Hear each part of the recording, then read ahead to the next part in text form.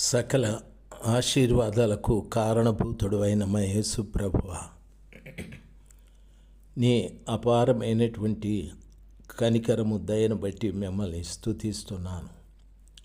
భూమి మీద ప్రజలను మీరు పోషిస్తున్న విధానముకై వేలాది వేల వందనాలు. ముఖ్యంగా వాక్యం వింటున్న మీ ప్రియబిడ్డల్ని కనికరించయ్యా, కనికరించండి. ఏ తల్లి కన్నీరు కార్చకూడదు ఏ తండ్రి కూడా కృంగిపోకూడదు తండ్రి. వారి కుటుంబాలలో సంతోషము, సమాధానము, నెమ్మది సమృద్ధిగా మీరు దయచేయండి. ప్రతి కుటుంబం పైన మీ కృప ఉంచి నడిపించండి. జాలి కలిగిన మీ హస్తము వారి మీద ఉంచండి స్వామి. దయచేసి ఏ బిడ్డ కూడా నష్టపోకూడదయ్యా. ప్రతి బిడ్డను దర్శించండి. వారి కుటుంబంలో ప్రతి వారిని మీరు దర్శించండి స్వామి. మీరు రక్షిస్తేనే వాళ్ళు రక్షించబడతారు. మీరు స్వస్థపరచబడితేనే వాళ్ళు స్వస్థపరచబడతారు. మీరు వాళ్ళకు సమాధానం ఇస్తేనే వాళ్ళు సమాధానంగా ఉంటారు తండ్రి. సమస్తము మీ చేతుల్లో ఉంది. కాబట్టి వాక్యం వింటున్న ప్రతి బిడ్డ వారి కుటుంబీకుల మీద సమృద్ధిగా మీ ప్రేమని కుమ్మరించమని యేసుప్రభుల వారి నామంలో ప్రార్థించి వేడుకుంటున్నాను తండ్రి. Amen, amen. డిసెంబర్ మాసం 18వ తారీఖు 2024 బుధవారం. మొదటి దినవృత్తాంతాల గ్రంథము 12వ అధ్యాయము 40వ వచనం. దానికంటే ముందుగా దావీదు కీషు కుమారుడైన సౌలునకు భయపడి ఆయన ఇంకా దాగి ఉన్నాడు. సౌలు బంధువులకు బెన్యామీనీయులలో పరాక్రమశాలులు కొందరు దావీదు వద్దకు వచ్చి యుద్ధమునకు సహాయం చేయటకై అతని యొద్దకు సిక్లగునకు వచ్చారు అని వాక్యము సెలవిస్తుంది. దావీదు భయపడి దాక్కున్నాడు. కానీ సౌలుకు బంధువులైన బెన్యామీనీయులు యుద్ధం చేయటానికి దావీదు వద్దకు వచ్చారు. ప్రియులారా, దేవుని ప్రేమించినటువంటి బిడ్డల విషయమై ప్రార్థిస్తున్నాను. మన జీవితాలలో ఎంతోమంది మనతో పోరాడాలని, మనకి ఇబ్బంది కలిగించాలని, నష్టపరచాలని, కష్టపెట్టాలని ఎందరో ఉంటారు. అయితే ఆ కృపగల దేవుడు దాగున్న మనకు సహాయం చేయటానికి సౌలు సంబంధికుల్నే దావీదు దగ్గరికి తీసుకొచ్చినట్టు మనకు కూడా ఆయన సహాయము చేయగలడు. చాలా గొప్ప దేవుడు ఆయన. దావీదు గారి దగ్గరికి గాదీయులలో పరాక్రమశాలులు కొందరు అరణ్యమందు దాగి ఉన్న దావీదు వద్ద చేరారు.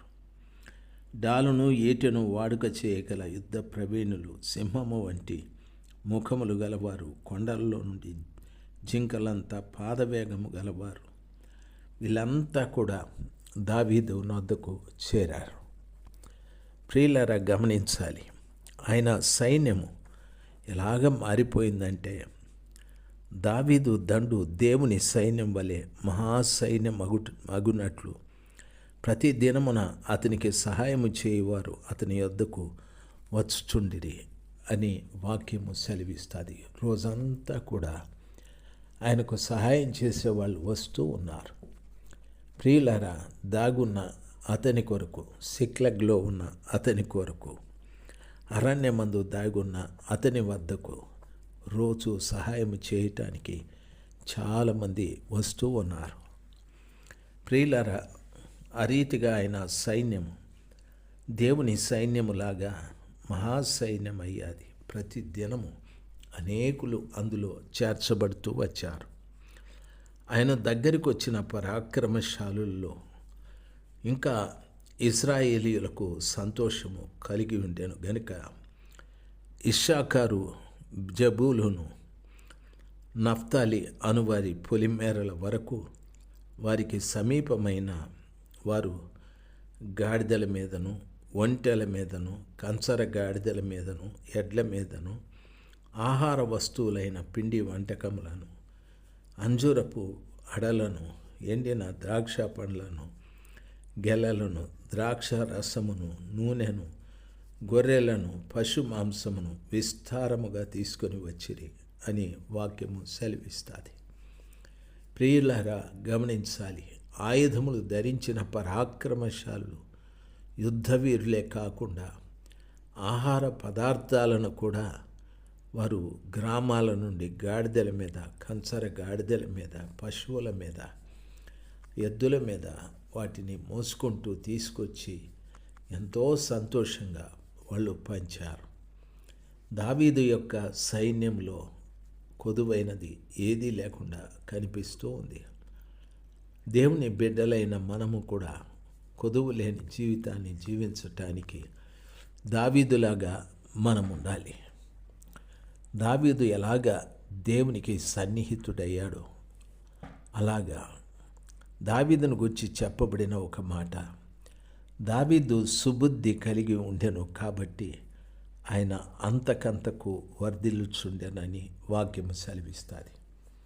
తాను వర్ధిల్లుచున్న కొలది అనేక మంది ఆయనతో కలిసి జీవించటానికి, ఆయనతో కలిసి చావటానికి, ఆయనతో కలిసి యుద్ధం చేసే అనేకుల్ని జయించటానికి ఎందరో ఆయన వద్దకు కూడి వచ్చారు.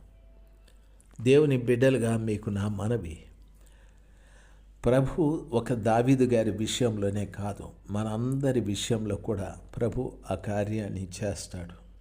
దావీదు ఎలాగా సుబుద్ధి కలిగి ఉన్నాడో, దావీదు ఎలాగా అభిషేకించబడిన వారికి కీడు చేయకూడదనే మంచి ఉద్దేశంతో ఉన్నాడో, అదే రీతిగా దేవుని పిల్లలైన మనము చాలా జాగ్రత్తగా అభిషేకించబడిన బిడ్డల విషయంలో నోరు జారకుండా, ఏ పనికిరాని మాటలు మాట్లాడకుండా, అభిషేకించబడిన దైవ సేవకులను ఎంత మనం గౌరవించాలనో అంత గౌరవించడము చాలా మంచిది. ఎంత మనం ప్రేమించాలనో అంత ప్రేమించడము చాలా మంచిది. కాబట్టి దేవుని పిల్లలుగా మీకు నా మనవి, ఎప్పుడు కూడా అభిషేకించబడిన వారి పక్షాన మనము నేరాలు మోపకూడదు. అభిషేకించబడిన బిడ్డల విషయంలో మనం ఎప్పుడు మంచి సహకారులుగా, సహాయం చేసే వ్యక్తులుగా నిలబడి ఉండాలి. దేవుని వాక్యం ఆ రీతిగా సెలవిస్తుంది. ప్రాణాలను ఇచ్చేటటువంటి వారు, భోజనాలు ఇచ్చేవారు ఎందరో లెక్కలేనంత మంది దావీదు దగ్గరికి పరాక్రమశాలులు, యుద్ధ నైపుణ్యత కలిగిన బిడ్డలు ఎందరో వచ్చి ఆ కృపగల దేవుని పాదాల చెంత కన్నీరు విడుస్తూ చేర్చబడ్డారు. ప్రియులారా, గమనించాలి. ఈ రోజున దావీదు యొక్క సైన్యము దేవుని సైన్యములాగా నలుదిక్కుల నుండి ఆ ఇశ్రాయేలు ప్రజలు పరుగున వచ్చి ప్రభుల వారికి కృతజ్ఞతాస్తుతులు చెల్లించారు. ప్రభా, నా విషయం ఇది. దయచేసి ప్రభు సన్నిధానంలో మొరపెట్టుకోవాలి. ఏది కూడా మనం దాచుకోకూడదు. నా పరిస్థితులు ఇవి, నా జీవితం ఇది అని జాగ్రత్తగా మనము మొరపెట్టుకోవాలి. దేవుని యొక్క కనికరం మన మీద, మన కుటుంబాల మీద నిలిచి అనేకుల్ని ఆయన దావీదు గారు పిలవకనే అనేకులు ఆయనకు సహాయకులుగా వచ్చి నిలబడ్డారు. సామాన్యమైన మనుషులు కాదు, వారు పరాక్రమవంతులు, యుద్ధ నైపుణ్యత కలిగిన వారు. యూస్లెస్ అనేటటువంటి ప్రతి దానిని ఆ యొక్క సౌలు గారు పూర్తిగా త్యజించి పరిశుద్ధమైన వాటిని మందిరంలో చూడటానికి ఆయన ఆస్తిని పూర్తిగా దేవుని యొక్క కృపను బట్టి ఆయనను రోజు అభివృద్ధి చేస్తూ వచ్చాడు. ఆ కృప వాక్యం వింటున్నటువంటి ప్రతి బిడ్డకు దయచేయాలని నా ప్రార్థన. దేవుడు చాలా మంచి దేవుడు.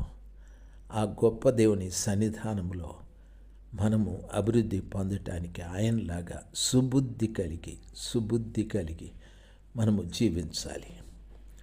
ఆ శ్రేష్టమైన సుబుద్ధి మనిషిని ఎంతగా అభివృద్ధి చేస్తుంది చెప్పండి.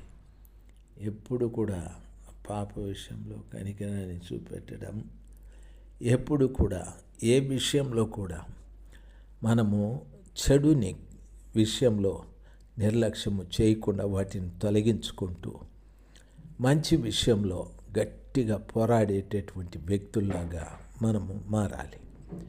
దేవుని అద్భుతమైన కృప ఆ రీతిగా అందరికీ దేవుడు దయచేయనుగాక. సమస్త ఘనత మహిమలు మీకే తండ్రి. యేసు నామంలో ప్రార్థిస్తున్నాను ప్రభు. ఆమెన్. Thank you.